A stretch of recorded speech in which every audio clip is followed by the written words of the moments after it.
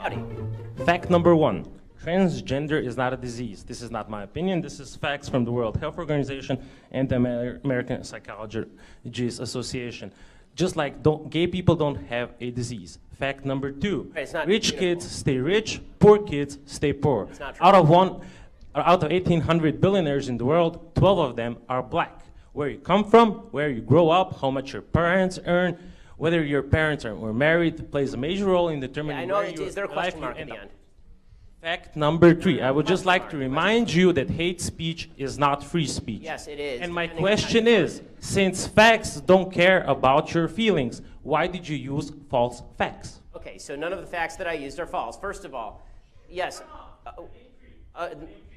No, okay, first of all, would you like the answer? Okay, so the three facts you mentioned, you talked about transgenderism. First of all, until 5 minutes ago, the DSM specifically defined transgenderism as a disorder. It defined it as gender identity disorder, now calls it gender dysmorphia, which doesn't even make sense. It says that depression is the actual problem, not the actual gender disorder, which again does not explain why the transgender suicide rate is upward of 40%, and the actual suicide rate for the rest of the American population is lower than 3%. Okay, so that's number one. Number two, you talked about income inequality, and you suggested that all wealth is inherited. This is nonsense. According to the IRS statistics, if you are born into the bottom 20% of wage earners in the United States, you will not be one of the bottom 20% of wage earners in the United States. 90% of people will not be within 15 years. There's tremendous wage mobility in the United States of America. Plus, there is not a group of people who just sit at the very top and stay there. People move up and down, in and out of the 1%. 1% just defines the line of income.